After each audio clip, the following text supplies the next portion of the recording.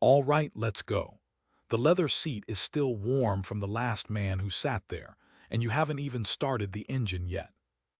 You got this job because your cousin vouched for you, and because you don't talk in your sleep. That's what they told you, word for word, in a back booth at a social club on Mulberry Street that smelled like espresso and gun oil. Nobody asked if you could drive. Everybody already knew you could keep your mouth shut. That's the whole interview. It's the spring of 1957, a Tuesday, nothing on the calendar but a haircut and a sit-down 2 boroughs over. Routine. The car is a black Cadillac, windows up, radio off, because the boss doesn't like noise when he's thinking. You pull out of the garage on Hester Street the way you do every morning. Except this morning, 2 cars are already idling at the corner before you've even turned the key. Cars that have no business being parked there at 8 a.m. That's the thing that isn't routine. Nobody says it out loud. You just notice it and you keep driving like you didn't. You watch the boss in the rearview the whole ride, the way you've been trained to, not staring, just checking, the same glance a man gives a gas gauge. Frank Costello sits in the back of cars like that, hands folded, hat low, reading a folded newspaper he never turns the page of. He doesn't talk much in the car. He talks before the car and after the car. The car itself is a kind of church. Silence is expected, and you provide it. Word on the street, among the other drivers who wait outside the same barber shops and the same restaurants, is that something's been moving for weeks. Nobody says a name. Somebody just says tonight and looks at you like you'll understand later. You will. The official record, years later, will say Frank Costello survived an assassination attempt outside the majestic apartments on Central Park West on May 2, 1957, shot once by a gunman who missed anything vital, the bullet grazing his scalp. A clean paragraph, a line in a Senate committee transcript. What the driver said, what got passed mouth to mouth in the garages for years after, was that the gunman, a big man people would later associate with the name Vincent Gigant, said something to Costello before he fired. Just 2 words. The record doesn't have those 2 words. The men in the room did. It got resolved the way these things get resolved. The case was officially closed as unsolved, the shooter unidentified by the victim under formal questioning, the investigation suspended pending further evidence that never arrived. Costello told the police he never saw the man's face. That's the sentence that closes the file. But the men who drove for him that year will tell you he wasn't hit once after that. He was hit by a wave of quiet. Every car he rode in afterward had 2 men in front instead of 1. And yet the official record closes clean. No shooter, no motive on paper. What it cannot close is the fact that the lobby doorman, the elevator man, and the woman selling cigarettes at the corner stand all independently told reporters they saw the gunman wait 40 minutes before Costello arrived. 40 minutes a man stood in a marble lobby without anyone calling the police, because everyone in that lobby already understood whose lobby it actually was. You stop being a man who drives a car. You become a man who drives a target. That's the job now. The garage where you keep the Cadillac is on a block in East Harlem, 1958 now, and the routine there is even simpler than the driving. You check under the wheel wells with a mirror on a stick before every single trip, every single day, because somebody 2 garages over didn't once, and there's a photograph that made the papers that nobody in the business needed to be shown twice. That's the routine. What isn't routine, on one particular Thursday, is that the garage owner, a quiet man named Lou who fixes carburetors and minds his business, tells you to take the Buick instead of the Cadillac today, no explanation, and won't meet your eyes when he says it. You take the Buick. You drive the Don, not Costello now, a different boss, the kind of man whose name doesn't go in this script because the family is still around, to a restaurant in the Bronx for what's supposed to be lunch with 2 men from Buffalo. The waiters there know to seat that table by the kitchen door, away from the windows, a habit so old nobody remembers when it started. You wait outside with the engine running the way you always do, the radio on low because the boss isn't in the car, so the rule doesn't apply. A florist truck parks across the street and just sits there. Florist trucks don't sit. Everyone who's driven for anyone knows that. Inside, what's said, according to the man who was at that table for 40 years and finally talked to a journalist long after he'd retired to Florida, is that the meeting wasn't about territory at all.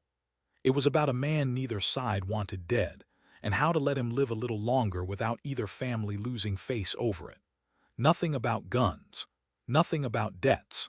Just two old men deciding, over veal, whose cousin got to keep breathing. The official record, the indictment that eventually surfaced in a 1963 federal case, describes that same lunch as a discussion regarding territorial boundaries in the Buffalo metropolitan area, cites no names beyond the two principals, and lists the meeting's purpose as undetermined. The gap between those two sentences is the whole job. You don't explain it. You just drive away from it, eyes on the mirror, florist truck gone by the time you check again. And yet, for everything the federal indictment lays out in its careful, bloodless paragraphs, for every line about territorial boundaries and undetermined purpose, it cannot explain why, 6 months later, the man whose life had been quietly negotiated over veal was still alive, still walking around Buffalo, while every other name discussed that year at every other lunch in every other restaurant was not. One lunch, one name spared. An entire ledger of who lived and who didn't, decided over a tablecloth nobody else in the room was allowed to read. If you've made it this far, you already know this isn't really about cars. It's about what it costs to be trusted with a man's life and his secrets at the same time, every single day, for years, without ever being told which one matters more. Stay with me. It gets heavier from here. The hours are the part nobody asks about. You sit in the car for 6, 7 hours some days, outside a tailor's, outside a funeral, outside a building with no sign on the door, and you learn the specific boredom of waiting for a man who might come out smiling or might not come out at all. You keep a thermos. You keep a deck of cards you never get to use because you can't take your eyes off the door long enough to deal a hand. You learn to recognize footsteps through a closed car window, not just the boss's, but the rhythm of a man walking calm versus a man walking fast for a reason. That's a skill nobody teaches you. You just have it or you get replaced by someone who does. There's a particular kind of dinner you drive to that isn't really dinner. 1962, a restaurant in Little Italy, red sauce joint. Same 4 tables reserved every single week for people who aren't on any reservation book. The routine is wine, bread, low voices. You eating in the kitchen with the dishwashers because the owner won't let a driver sit at the bar where he can be seen from the street. What isn't routine, one Friday, is that the boss tells you to come in and sit at the table itself, in the empty 4th chair, no explanation. You've never sat at that table. Drivers don't sit at that table. What you hear, sitting there close enough to smell the boss's cologne, close enough to see his hands, which never stop moving slightly even when his face is still, is 2 men from Philadelphia talking about a problem with a union local, the kind of talk that sounds like business until you notice nobody's mentioned a dollar figure the entire meal. Angelo Bruno's name comes up once, mentioned the way you'd mention whether a fact, not a threat.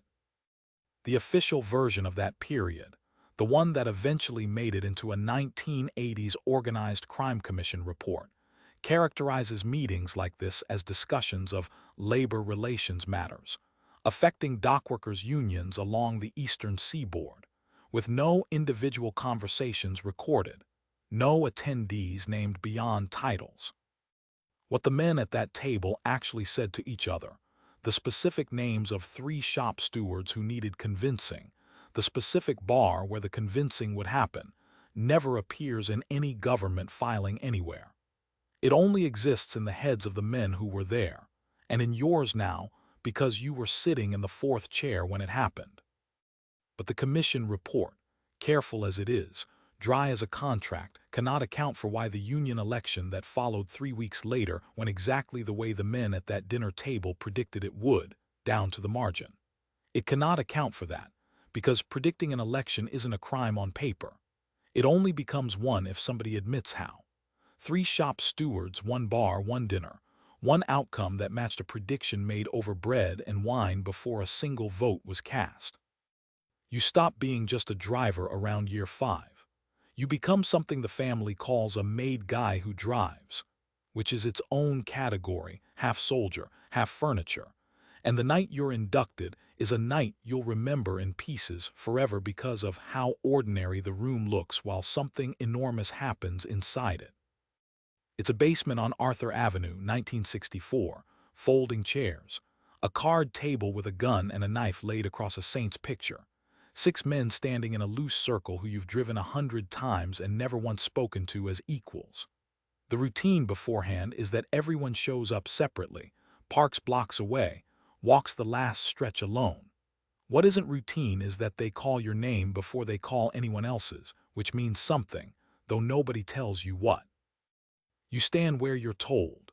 Your finger gets pricked with a pin, a small bead of blood on a holy card that someone sets on fire in your cupped hands while you recite words you memorized in the car that morning, mouthing them silently in the rearview while waiting for the boss outside a dry cleaners. The image burns down to ash between your fingers and somebody, a capo whose face you've watched in mirrors for years and never really looked at head-on until this exact moment, says the line about living by it and dying by it, and you say it back, and that's it. That's the whole ceremony. No music, no speeches. A pin, a picture, a flame, a sentence. The official record of organized crime inductions, as later described in FBI affidavits and congressional testimony from men who flipped, characterizes the ceremony in clinical terms.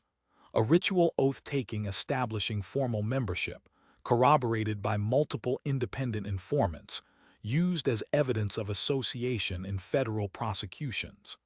Clean. Procedural. What the men in that basement remember, what they told their own sons decades later, old men by then, some of them, is that nobody felt like they joined a crime that night. They felt like they joined a family that happened to commit them. That distinction doesn't survive translation into a court filing. It only survives in the rooms where it happened. And yet, for every page the FBI built describing that ceremony as proof of structure, of hierarchy, of an organization that could be charted and indicted, what those pages cannot capture is the specific weight of standing in a basement with ash on your fingers, surrounded by men who would, within 5 years, either kill each other or die defending each other, and not being able to tell, that night, which ones would do which. You can't see 5 years into a man's face. You just stand there with him, burning a picture, and trust the room. You feel that weight every day now behind the wheel, because the man in your back seat isn't just your boss anymore. He's your blood by ceremony if not by birth, and you take a bullet meant for him the same way you'd take one meant for your own father, and that's not loyalty in the way people outside this life understand the word. It's closer to gravity. You don't choose it. You just live inside it. The closest call comes in 1966, on a stretch of highway outside Newark, and you only understand afterward how close it actually was. The routine that night is simple. Pick up the boss from a card game at 2 a.m., drive him home. Same route every time, same exit, same gas station you pass with its lights always half burnt out. What isn't routine is a sedan that's been 3 cars back since the Lincoln Tunnel, matching your speed exactly, never closing, never falling away. You don't say anything to the boss. You just take a different exit, the one you've never taken on this route before, and watch in the mirror as the sedan hesitates, actually hesitates, a half-second of brake lights before committing to follow. That hesitation is the only thing that saves you both, and you only know that because 3 weeks later, a man named Tommy who drove for a rival crew tells a cousin of yours, half drunk at a wedding, that there'd been a car waiting on the original exit that night, parked with its lights off, for 40 minutes, for nothing, because you'd already gone the other way. The official version in the one federal surveillance log that ever surfaced referencing that night simply notes, Subject's vehicle observed deviating from established pattern. Surveillance terminated. 9 words. No mention of the sedan. No mention of the wedding, the cousin, Tommy. Or the 40 minutes a car sat waiting with its lights off for a man who never came. But that surveillance log, brief and bloodless as it is, cannot explain why the exit you took that night, on instinct, with no information beyond a half-second brake light in a mirror, happened to be the one exit that wasn't being watched. It can't explain it because you can't explain it either. You've thought about that night for 60 years. The only honest answer is that you felt something in your hands on the wheel before your mind caught up to it. And your hands were right. And a man is alive in his 80s today somewhere in Florida because of a turn signal you flicked without deciding to. If you've stayed this long, you understand this was never a story about a man behind a wheel watching mirrors. It's a story about what a mirror shows you right before everything changes, and you're closer to that mirror now than you were at the start. There's no clean way back from here. Keep going anyway. By 1970, you're not driving a boss anymore.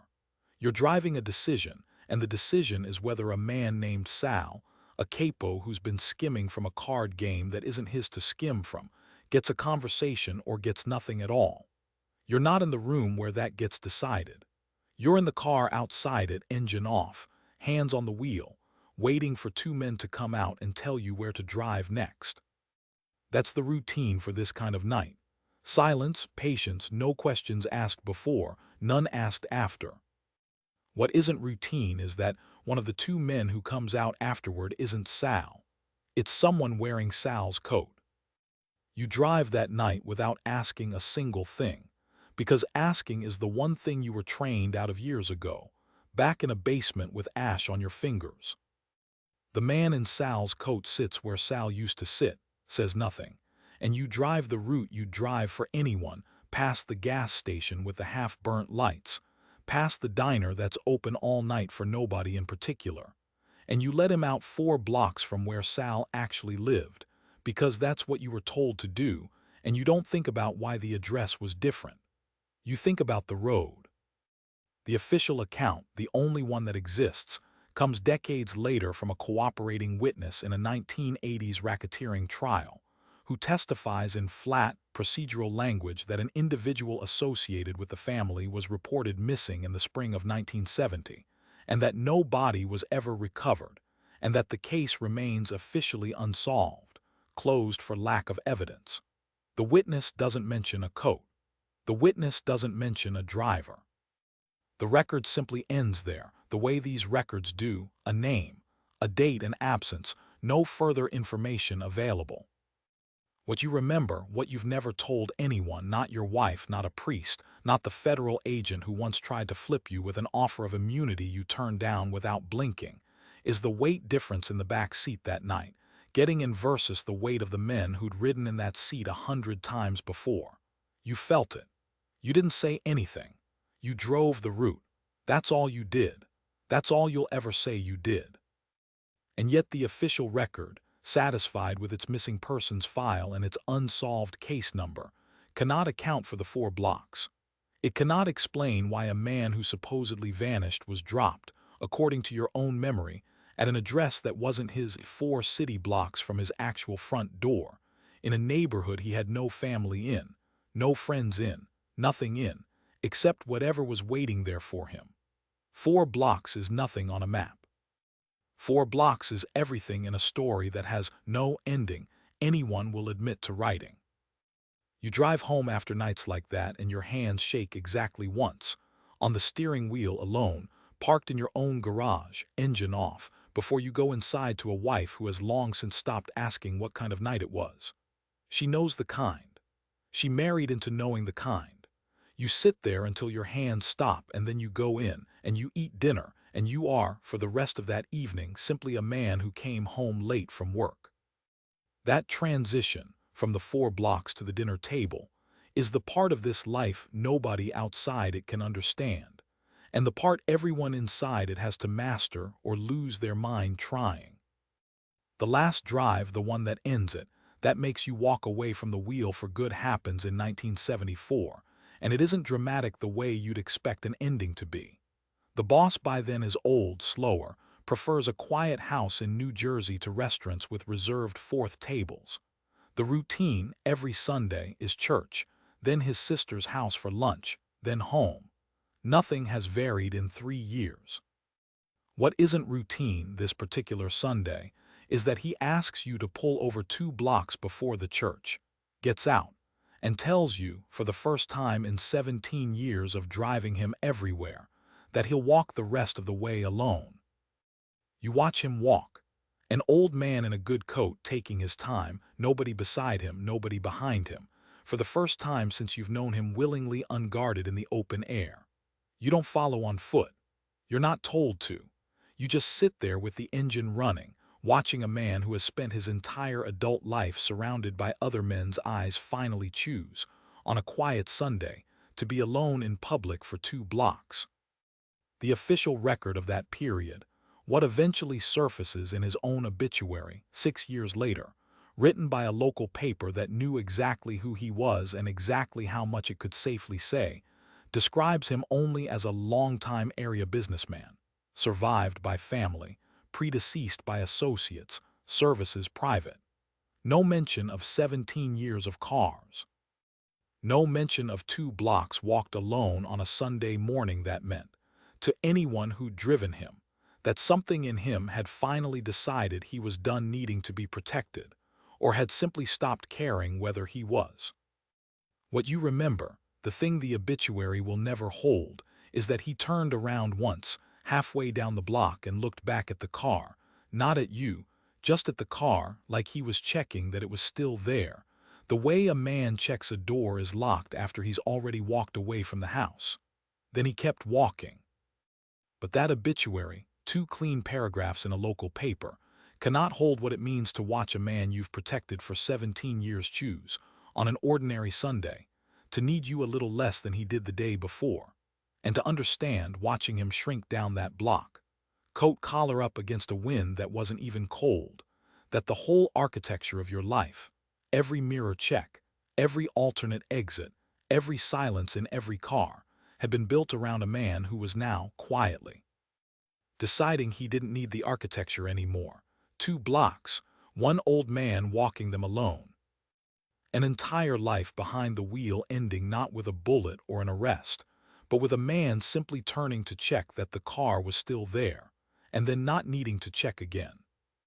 You drive home that day a free man in a way you've never been free before, and it takes years to understand that the freedom and the loss arrived in the exact same instant, on the exact same sidewalk, and you've never been able to separate them since, and you don't expect to, not now, not ever, not for the rest of whatever life is left to drive through. If you want more videos like this, subscribe.